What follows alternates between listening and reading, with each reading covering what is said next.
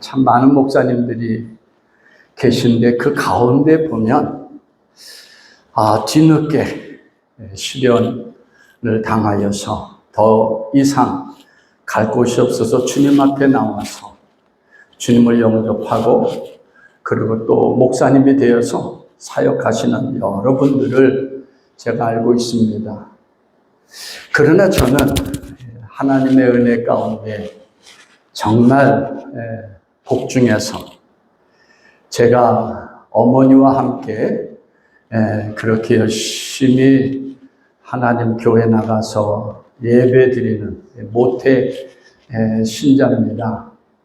그래서 어렸을 때 기억에는요, 거의 예배에 빠져본 적이 없어요. 그것도 그럴 것이 어머니의 손에 잡히면 꼭 교회 가야 되거든요. 그렇지 않으면 등에 떠밀려서 교회 가야 되고요. 또 어떤 때는 해초리로 협박을 당하면서 제가 교회를 그렇게 다녔습니다. 그런데 안타까운 것은요, 저의 삶에 그 어떤 변화도 없었다는 것이죠. 제가 모태신앙임에도 불구하고 저에게는 하나님의 존재에 대하여서 어려서도 그렇겠지만은 많은 지식도 또 체험도 없이 그렇게 어렸을 때는 신앙생활을 하였던 것 같아요.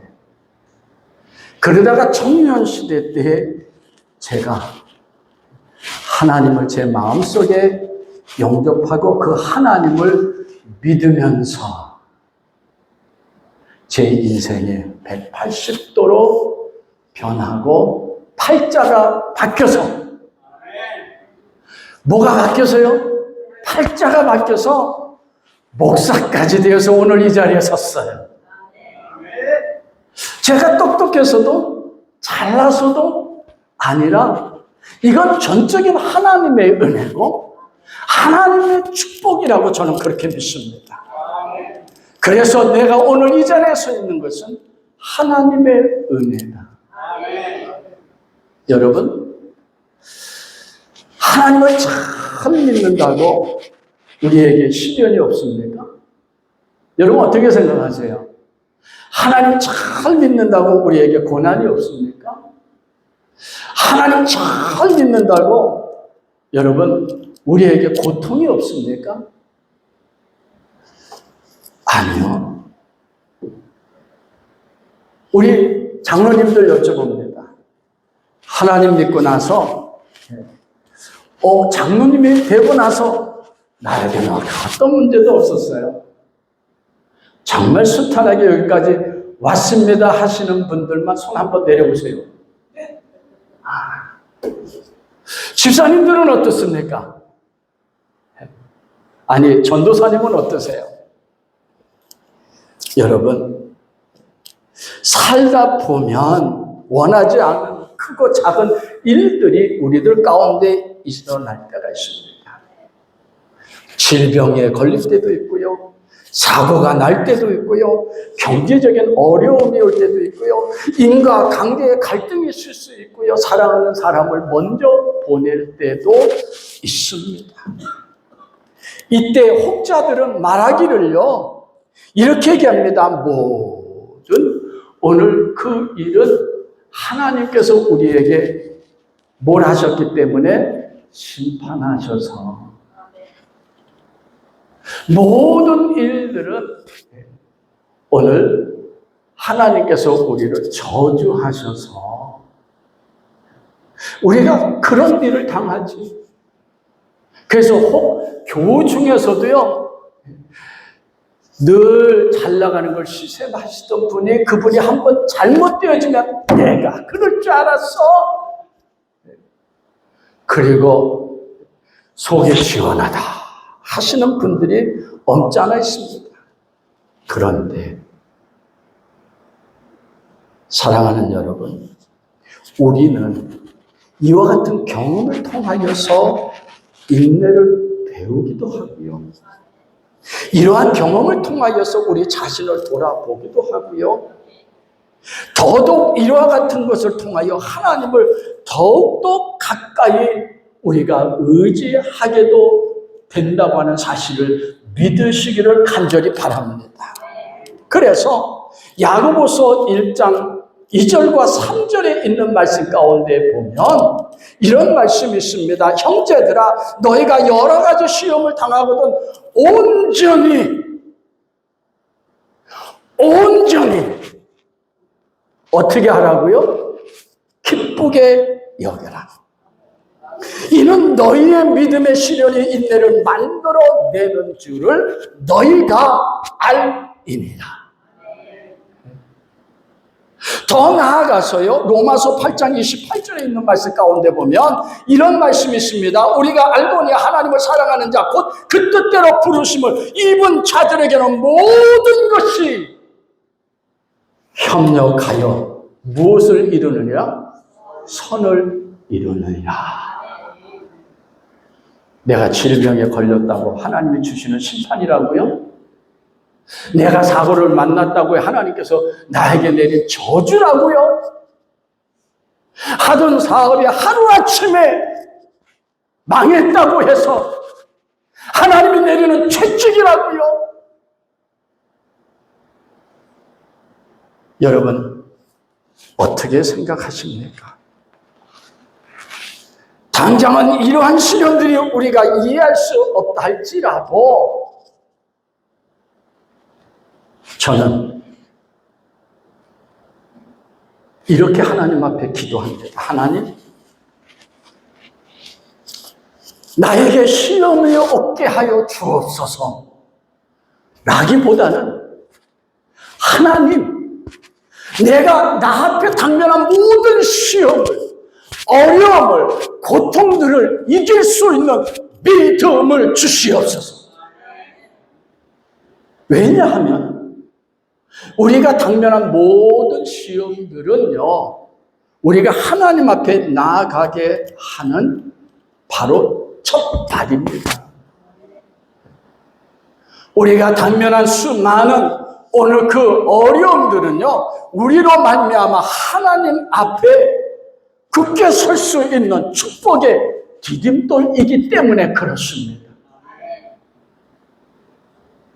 그러므로 우리가 잘 나가는 것도 하나님의 복이지만 그 자리에 멈추거나 혹은 뒤로 후퇴되는 것도 여러분 모든 것을 합력하여 선을 이루시는 하나님 앞에서는 우리에게 축복이에요. 그래서 우리가 원망할 게 없어요. 불평할 게 없어요. 되려 그것을 통하여서 우리는 하나님 앞에 감사하여야 할 줄로 믿습니다. 다시 한번 여러분들에게 묻습니다.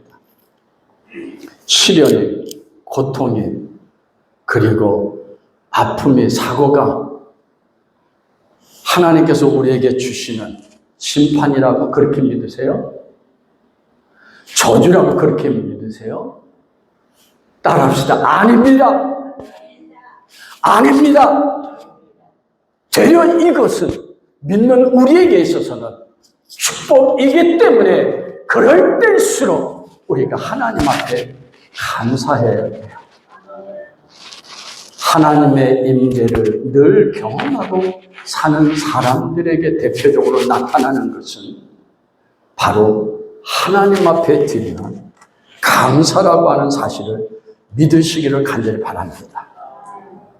우리가 알다시피 야곱은요, 믿음의 조상이라고 말하기가 부끄러울 정도로 자기 자신의 야망을 성취하기 위해서 수단과 방법을 가리지 아니하고 살았던 대표적인 인물입니다. 첫째, 그는 어땠습니까? 그는 형을, 장자권을 뺏기 위해서 아버지를 속였잖아요. 그는 속이는 거짓의 조상이 되었어요. 그런데 그것을 한 번으로 끝내지 않고 그 삼촌 라반의 집에 가서도 똑같은 일을 똑같이 범하지 않아요.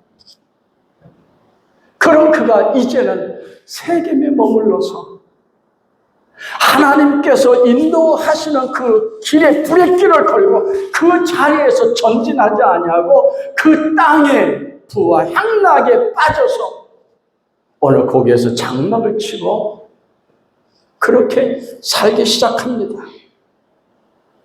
사랑하는 성도 여러분, 오늘 우리의 삶 속에 우리 또한 우리가 하나님 앞에 나가야 하는 그 길을 나가지 못하고 우리가 우리의 욕심, 욕망을 위하여 우리가 그 자리에 멈춰서 전진하지 못하고 있지는 않습니까? 그런데 이런 그에게도 하나님은 멈추지 아니하고 그에게 오셨어요? 오시지 않으셨어요? 오셨어요. 그가 위기를 만날 때마다, 그가 어려움을 당할 때마다 더 이상 나아갈 수 없는 그와 같은 칠흑 같은 환경 속에서도 하나님의 그를 모른다 하지 아니하시고 그에게 향하여 등을 돌리지 아니하시고 하나님은 그에게 찾아오셔서 여러분 그에게 끊임없이 약속의 말씀을 주십니다. 오늘 하나님께서 이 예배를 통하여 여러분들을 부르신 것은 바로 이 약속의 말씀을 여러분들에게 주시기 위하여서 하나님께서 부르셨고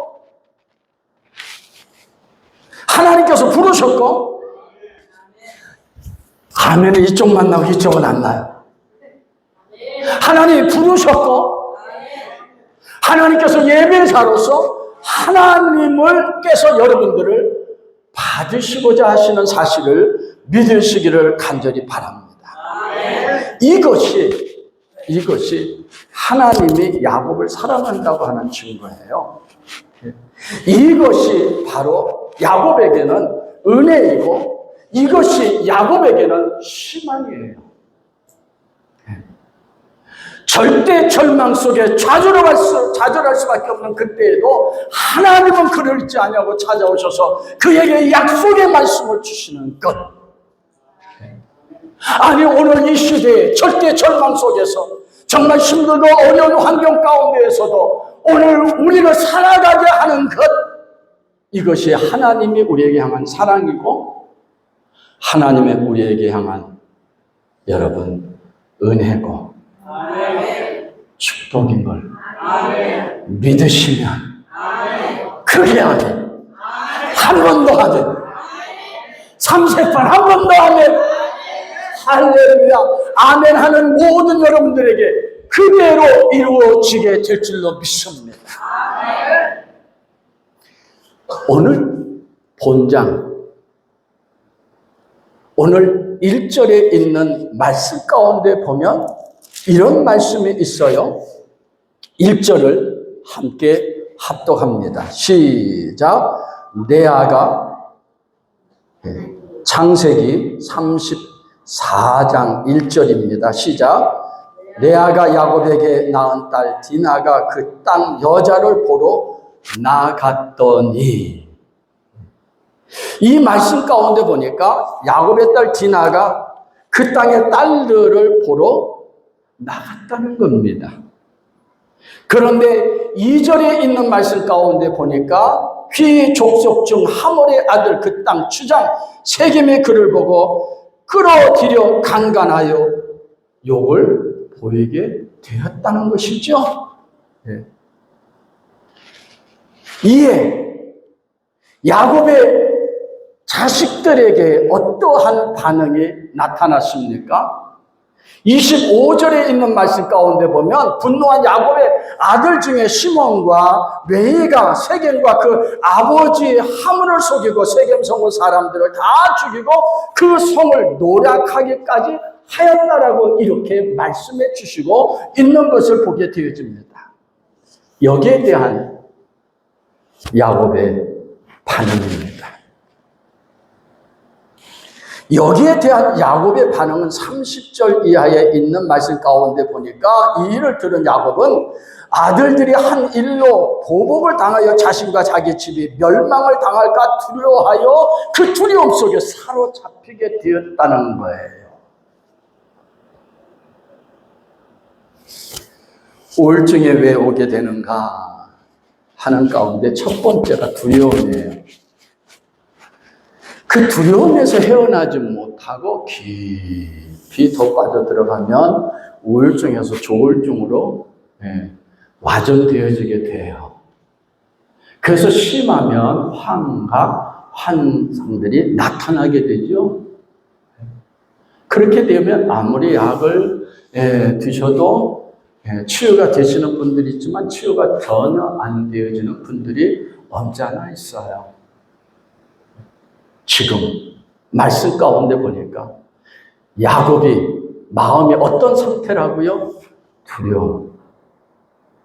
그 두려움에 사로잡혀서 어디까지 그가 상상해 가고 있느냐 하면 이러다가 나도 내 자식들도 이제 다 망하게 되겠구나. 깊은 좌절과 절망의 수렁에 그가 빠지게 되어지는 것이죠. 바로 그런 위기의 순간에 하나님께서 누구를 찾아오셨다고요? 야곱을 찾아오셨습니다. 이렇게 하나님께서는 야곱이 위기를 당할 때마다 늘 찾아오십니다. 좀 전에 말씀드린 대로 자기 집에서 문제를 일으키고 하나님으로 떠날 때도, 또 외삼촌 라반의 집에서 외삼촌의 아들로 인하여서 갈등이 생길 때에도, 그리고 지금 그 세겜 성읍 사람들로 인하여 죽임을 당하여 이제 멸망 속에 빠질 수밖에 없는 그러한 때에도 하나님의 그를 찾아오시는 거예요. 따라합시다. 하나님이 우리의 진정한 치료자이시다. 하나님이 진정한 회복자이시다. 예.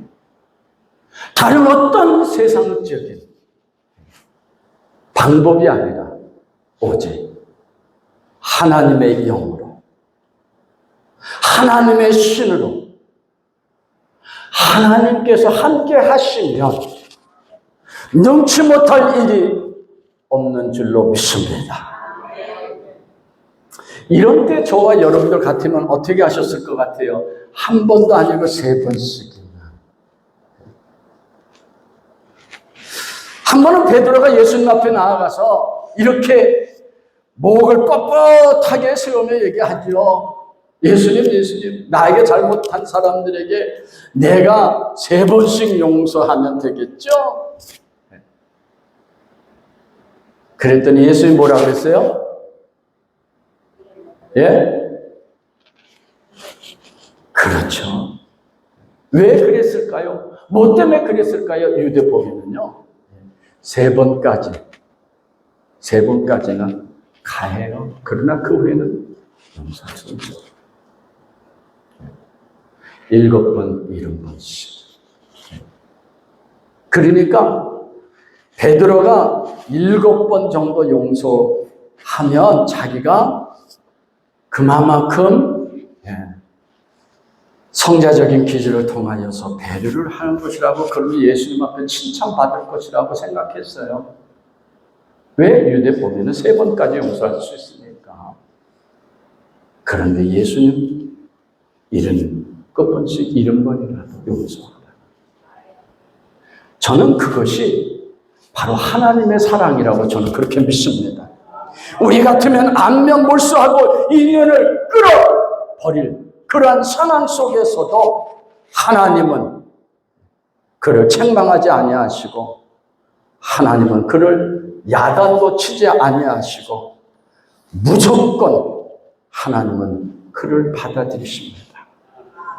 여러분, 이상하지 않습니까? 왜 하나님은 야곱에게 이렇게 아무 조건 없이 긍휼과 사랑을 베푸시는 것일까요? 우리는 상식적으로 이해할 수 없지만 굳이 억지로라도 우리가 답을 내놓는다고 하면 저는 이렇게 말씀드리고 싶어요. 이유 없음. 한번 따라해 주실래요? 이유 없음. 사랑하는 성도 여러분, 사실 사랑에는 이유가 있어요, 없어요? 없지요. 그 어떤 조건을 따지는 것은 진정한 면에서의 사랑은 아닙니다. 부모가 자녀를 사랑하는 이유가 무엇입니까? 그냥 내 자식이기 때문에 사랑하잖아요. 키가 크고 잘생겼거나 혹은 똑똑하거나 착하다고 하는 그것은 여러분 조건뿐이에요. 내 자식이 내가 저 어린 시절에 사귀었던 그 사람의 키 정도 닮았다고 그 자식이 사랑해요? 내가 과거에 사귀었던 내 친구의 모습을 닮았다고 사랑해요? 아니잖아요. 내 속에서 나온 내 자식이니까 키가 작든 못났든 그냥 그 자식한테 마음에 가고 아무리 잘못해도 가서 품어주고 매를 든다고 해서 미워서가 아니라 사랑해서 자식은 매를 맞으면서 겉으로 아파하지만 부모는 어디로 아파요? 가슴으로 아파한다고 했잖아요. 저는 이게 우리에게 향한 하나님의 사랑이라고 저는 그렇게 믿습니다. 그냥 우리의 이 모습 이대로 우리를 받아주시고 우리를 사랑하시기로 결정하시고 우리를 자녀로 삼아주신 것입니다. 우리에게 그만한 가치가 있고 의미가 있어서가 아닙니다. 나 한 사람이 없다고 하나님 나라에 무슨 지장이 있겠어요? 하나님의 나라고 하는 존재는 그렇게 중요하진 않을 것입니다. 그러나 하나님은 그렇게 생각하시고 우리 한 사람 한 사람을 천하보다 귀하게 여기신다는 거예요. 따라합시다. 하나님이 나를 천하보다 귀하게 여기십니다. 여기서 끝나면 안 되죠. 우리 옆 사람들을 보시면서 하나님이 당신을 천하보다 귀하게 여기십니다. 이렇게 하나님은 어쩌면 전 인류보다도 하나님 나 한 사람을 위해서라도 우리 주 예수 그리스도를 나 대신 내가 박혀야 될 그 십자가에 달려야 될 그 십자가에 오늘 예수님이 나 대신 십자가에 달리게 하시고 못 박아 그리고 옆에 창을 맞게 하시고 가시관을 쓰시고 그렇게 돌아가신 거죠. 이게 은혜고 이게 하나님의 사랑인 줄로 믿습니다. 저는 이와 같은 하나님의 사랑에 감동을 받습니다. 그렇기 때문에 하나님의 일에 대해서는 오직 뭐만 있어요? 너가 있어요? 오직 얘만 있는 거예요. 하나님의 부르심에 하나님의 세우심 속에 하나님께서 맡겨주신 그 일에 대하여서 오직 하나님 앞에 향한 우리의 대답은 예입니다. 오직 아멘인 줄로 믿습니다. 다시 한번 하나님의 말씀을 봅니다. 하나님이 야곱에게 이르시되 일어나 베델로 올라가서 거기 거하며 내가 내 형 에서의 낯을 피하여 도망하던 때에 내게 나타났던 하나님께 거기서 단을 쌓으라. 여기에 보면 하나님의 명령이 세 가지로 나타납니다. 그 첫째가 일어나라. 그 두 번째가 베들로 올라가라. 세 번째가 뭡니까? 거기에 거주하고 거기서 제단을 쌓아라. 오늘 이것이 오늘 둥지교회 하나님께서 주시는 메시지입니다.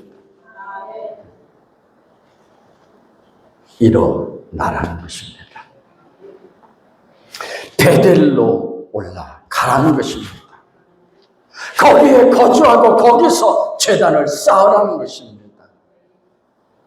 사랑하는 성도 여러분, 이 세 가지가 야곱의 지금까지 살아온 모든 과오들을 여러분 회복시켜 주시고 오늘 그를 새롭게 하시는 하나님의 메시지입니다. 우선 하나님은 야곱에게 뭐라고 말씀하셨어요? 따라합시다. 일어나라. 일어나라. 일어나라. 어떤 내용이냐면요, 수치스러운 일을 당한 그 자리, 그 세상에서 일어나라는 것입니다. 자기 자식들이 저질른 그 엄청난 가오 속에서 그가 당하고 있는 그 두려움의 압박 가운데에서 너 여기서 더 이상 머물러서 헤매지 말고 일어나. 일어나. 일어나라고 말씀해 주시고 있습니다. 이 말씀을 통하여 세겜은 오늘 야곱이 안주할 땅이 아니라는 것입니다. 사랑하는 성도 여러분, 하나님 밖에 이 세상은 우리가 안주할 세상이 아니라는 것입니다. 하나님 없는 이 세상은 우리가 정말 살아야 될 영원한 땅은 아니라는 것입니다. 그것은 가나안의 경계 지역입니다. 하나님은요, 그의 백성이 경계 지역에 머물러 있기를 원하지 않습니다.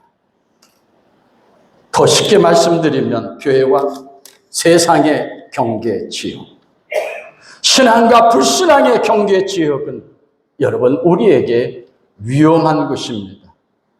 한 발은 세상에, 다른 한 발은 교회에 들여놓고 하나님의 역사를 절대로 경험할 수 없습니다. 우리의 신앙생활이 적당하게 세상과 타협하고서는 절대로 여러분 하나님을 경험할 수 없어요. 하나님의 역사를 여러분 우리가 볼 수 없어요. 하나님의 기적을 체험할 수 없어요. 오직 우리가 하나님 앞에 돌아올 때, 그 하나님 중심에 있을 때, 그 하나님과 동행할 때만이 오늘 그 하나님의 역사를 체험하게 되고 하나님의 능력을 경험할 수 있게 되어진다고 하는 사실을 믿으시기를 간절히 바랍니다. 그러므로 세겜은 무조건 떠나야 될 것입니다. 혹시 우리 중에 아직까지 믿음의 경계 지역 세겜에 머물러 있는 사람이 있다고 하면 이제는 그곳에서 우리가 떠나야 됩니다. 그것을 떠나야 우리가 하나님과 연합하게 되고 함께하고 오늘 그 하나님의 오늘 그 신비로운 역사들을 우리가 경험하면서 우리가 하나님의 영광이 되고 하나님의 뜻을 이루어가게 되어진다고 하는 사실을 믿으시기를 간절히 바랍니다. 이제 하나님, 나는 세상적인 방법으로 살지 않게 하여 주옵소서. 하나님, 나는 이제 세상과 같이 살지 않게 하여 주옵소서. 나는 이제 하나님 앞에 호적을 옮겼으니 내가 하나님의 자녀로 하나님 중심으로 살게 하여 주시옵소서. 이러한 신앙의 고백의 기도가 여러분들 가운데 이루어질 수 있게 되기를 간절히 바랍니다. 두 번째 하나님이 야곱에게 주신 명령은요, 베델로 올라가라. 한번 따라해 주시겠어요? 베델로 올라가라. 야곱이 거할 것은 세겜이 아니라 여러분 어디예요? 베델이라고 말씀해 주시고 있습니다. 그러면 베델이라고 하는 것은 여러분 어떤 것입니까? 여러분 본문 1절에 있는 말씀 가운데 보면 내가 내 형 에서의 낯을 피하여 도망하던 그때 내게 나타났던 곳이라고 이렇게 말씀해 주시고 있어요. 다시 말씀드릴게요. 야곱이 그 형 에서로 인하여 두려움 속에서 자기가 살기 위하여 자기 아버지 집을 떠나 홀로 정처 없이 오늘 두려움 가운데 오늘 나아갔던 오늘 자기 혼자 있었을 그때에 그 누구도 그에게 도움이 되지 않아. 도움을 줄 수 없는 그때에 내가 너에게 나타났던 그 곳. 즉 하나님이 야곱을 찾아왔던 그 장소. 하나님이 야곱을 만났던 그 장소. 하나님이 그에게 약속의 말씀을 주셨던 오늘 그 베델 그 장소. 사랑하는 성도 여러분, 하나님은 지금 다시금 야곱을 그곳으로 부르고 있습니다. 사랑하는 성도 여러분, 거기에서 하나님은 야곱에게 이러한 축복의 메시지를 주십니다. 창세기 28장 14절에 있는 말씀 가운데 보면 내 자손이 땅에 티끌같이 되어서 동서남북에 편만을 치며 땅의 모든 족속이 너와 내 자손을 인하여 따라합시다. 복을 얻으리라. 하나님의 축복의 약속, 그에게 소원을 주셨던 그 소원을 다시 한번 하나님께서 재확인해 주시는 오늘 이 약속의 말씀. 그래서 야곱은 잠에서 깨자마자 어떻게 했습니까? 베고 잤던 돌을 세우고 그 위에 기름을 붓고 그리고 하나님께 이렇게 소원하지 않습니까? 창세기 28장 20절로부터 22절에 있는 말씀 가운데 보면 하나님이 나와 함께 계시사 내가 가는 이 길에서 나를 지키시고 먹을 양식과 입을 옷을 주사 나의 평안히 아비 집으로 돌아가게 하옵시면 여호와께서 나의 하나님이 되실 것이요 내가 기쁨으로 세운 이 돌이 하나님의 전이 될 것이요 하나님께서 내게 주신 모든 것에서 10분의 1을 내가 반드시 하나님께 드리리라. 바로 야곱에게 있어서 베델은 이런 곳입니다. 하나님을 만났던 장소, 하나님의 약속의 말씀을 받았고 또 하나님 앞에 소원했던 장소, 바로 그런 것이죠. 바로 그곳에 하나님 다시 야곱을 부르시고 거기서 하나님께서 그를 만나기를 원하시는 것입니다. 사랑하는 성도 여러분, 오늘 여러분들은 이 하나님을 만나기 위하여서 이전 베델로 올라오신 줄로 믿습니다. 여기서 하나님을 만나시고 가셔야 돼요. 여기서 하나님을 체험하고 가셔야 돼요. 여기서 하나님의 약속을 받고 가셔야 돼요. 그래야 이 성전을 나아가 한 주일 동안 이 세상에서 살 때에 여러분들 흔들림이 없어요. 좌절과 고통과 고난은 이제 나에게서 떠나가라. 왜? 나에게 이 하나님이 계시고 이 하나님의 약속의 말씀이 있기 때문에. 다른 것은 다 할지라도 하나님이 나와 함께 하시지 않나. 지금까지 내가 있는 것은 이 하나님이 나와 함께 하셨기 때문이다. 오늘 이 고백이 내 고백뿐만 아니라 여러분들의 고백이 되어질 수 있게 되기를 간절히 바랍니다. 이것을 보는 여러분들의 자녀들이, 여러분들의 부모님들이 정말 여러분들의 그 모습을 보고 하나님의 베델 오늘 성전으로 나가고 여러분들의 이웃들이 오늘 이 전을 가득히 채우는 하나님의 놀라운 역사, 이 하나님을 여기서 만나셔야 됩니다. 만나시기를 주의 이름으로 축원드립니다. 그 하나님께서 주신 마지막 세 번째 메시지는 무엇입니까? 거기서 거주하고 거기서 제단을 쌓아라. 이 말씀은요, 거기서 아예 집을 짓고 그곳에서 살라는 것입니다. 하나님을 만난 장소 베델에 올라가서 다시 세금으로 내려갈 생각하지 말고 그 장소에 거주하라고 말씀해 주시고 있습니다. 학자들에 의하면 세겜은 낮은 지역이고 베델은 세겜보다 해발 300m가 더 높다고 얘기하고 있습니다. 그러니 낮은 곳 세상으로 내려가려고 하지 말고 더 높은 곳에서 하나님 안에 함께 안주하라고 하는 말씀이죠. 이것을 오늘 우리가 주목해야 합니다. 하나님을 만난 베델로 올라가서 거기서 거주하는 것, 그곳에서 하나님의 임재 안에 거하는 것, 이것이 바로 승리의 비밀입니다. 우리가 세상에서 여러분 이 혹독한 죄악을 어떻게 이길 수 있어요? 수많은 여러분 그 시험들을 어떻게 이길 수 있고 보이지 않는 영적인 마귀들과 싸워서 우리가 어떻게 이길 수 있어요? 내 힘으로 부족합니다. 내 지식으로도 부족합니다. 내 기술로도 부족합니다. 내 경험으로도 안 돼요. 그러나 어제나 오늘나 영원토록 변함없이 하나님이 나와 함께 하시면 모든 것이 가능합니다. 할 수 있습니다. 이길 수 있습니다. 승리할 수 있습니다. 그러므로 다른 것이 다 없어도 한 분 하나님만 계시며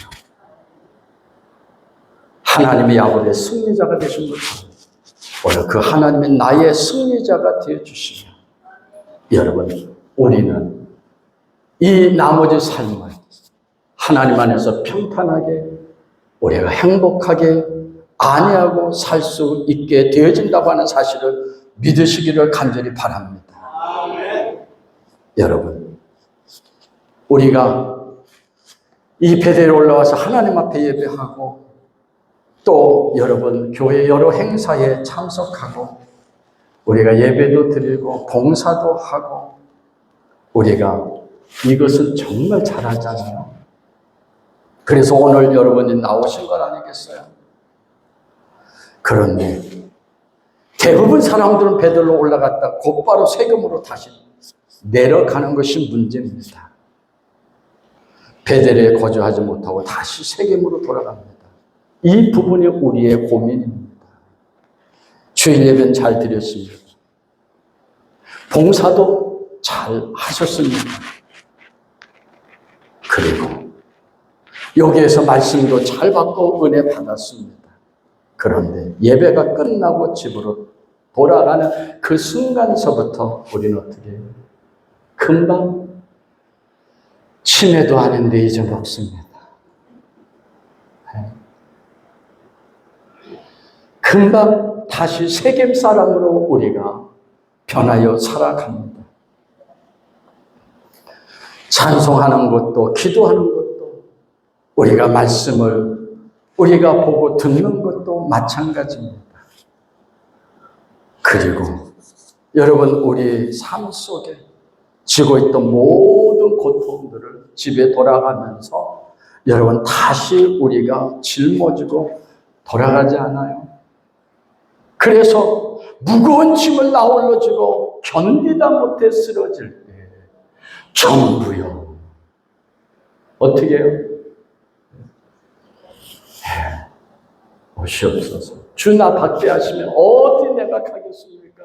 주님이 언제 우리 밖에 하던가요?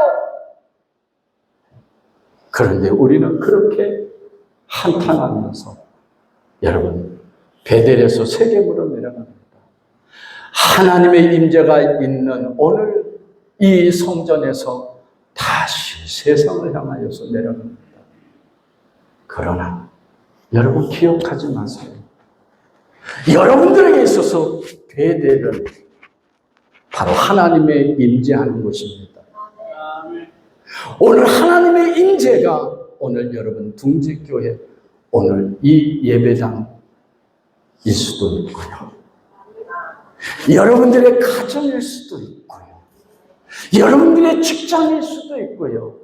여러분들의 차 안일 수도 있고요. 더 나아가서 화장실일 수도 있어요.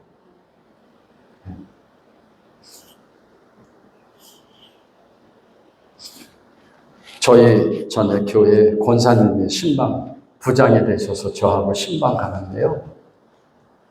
아, 이분이 연세는 드셨는데 얼마나 운전을 과격하게 하시는지 몰라요. 그래가지고 이분 차 타면 저는 꽉 잡아야 돼요. 그러면서 이분이 브레이크 잡고 다른 차 새치기 할 때마다 아니면 다른 차가 새치기해서 들어올 때 보면 입에서 어떤 말이 나오냐면 이씨 그래. 이게 한 번 들으면 그래도 괜찮은데 여러 번 들으면 괜히 마음이 불편해지더라고요. 그래서 내가 그 권사님한테 그랬어요. 권사님 그 이씨는요 바로 옆에 있어요. 이씨를 옆에 놔두고 자꾸 이씨 그러면요 내가 혼돈되잖아요. 나를 부르는 거지 저 사람을 가리키는 거지. 그러면서 이런 얘기를 해드렸어요. 전에 제가 아는 어떤 목사님이 신방을 권사님하고 집사님하고 가다가 뒤치에 빠진 적이 있어요. 그때 권사님하고 집사님들은 그때 빠지는 순간 뭐라고 그러셨을 것 같아요? 오 주야 그랬어요. 그런데 목사님만이 뭐라고 그러셨냐면 나 살려 그러셨어. 그게 빌미가 돼서 그 교회로 그 목사님이 정말로 사임했어요. 목사님 입에서 어떻게 우리는 다 오추여 그러는데 나 살려 그럴 수 있느냐. 그때 제가 깨달았어요. 아, 목사는 말도 함부로 해서는 안 되는구나. 그런데 목사는 아니라 예수 믿는 사람은 말 함부로 해도 안 되고 행동 한 번 해도 안 돼요. 왜? 우리는 하나님의 임재하는 베델에 사는 사람이잖아요. 그렇다면 그 하나님과 어느 곳에 어떤 곳이든 우리는 함께 하기 때문에 그 하나님의 임재함 속에서 두렵고 떨리는 마음으로 모든 것을 하나님께 맡기고 우리가 살아간다고 하면 무에서 유를 창조하신 하나님의 그 능력이 여러분들의 심령을 바꿔놓으시고 가정을 바꿔놓으시고 아멘 할 때까지 하려고 그래요. 예, 여러분들의 신앙생활도 바꿔놓으시고 여러분들의 모든 것을 하나님께서 바꾸셔서 합력할 수 없는 이루신다는 거잖아요. 그 하나님이 여러분들을 사랑하십니다. 얼마큼 사랑하느냐고요? 천하보다 더 귀하게 사랑하십니다.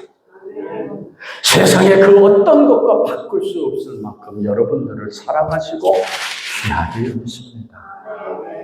그렇기 때문에 우리는 행복할 수 있습니다. 감사할 수 있습니다. 이제 굳은 얼굴 푸시고 어떤 모습으로 이 자리에 나왔든 이 예배가 마친 이후로부터 이게 어디 가서 걸려요? 귀에 가서 걸려서 그저 여러분들의 모습만 봐도 야 하나님이 함께하는 하나님의 임재하신 사람이구나.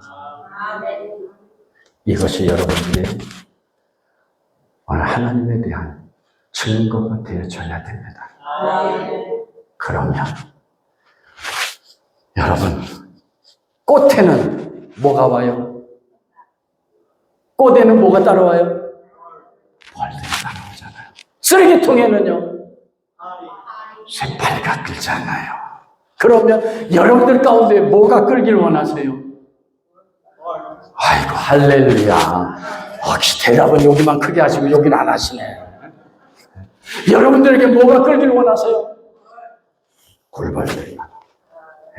그래서 여러분들이 가는 곳에는 예수 믿는 사람들이 끌어야 돼요. 여러분들 속에 예수 믿겠다고 하는 사람이 따라야 돼요. 그리고 여러분들을 통하여 복음을 들어야 돼요. 그리고 그 복음을 통하여 그들에게 영육간의 강건한 하나님의 놀라운 역사를 안겨줄 수 있어야 돼요.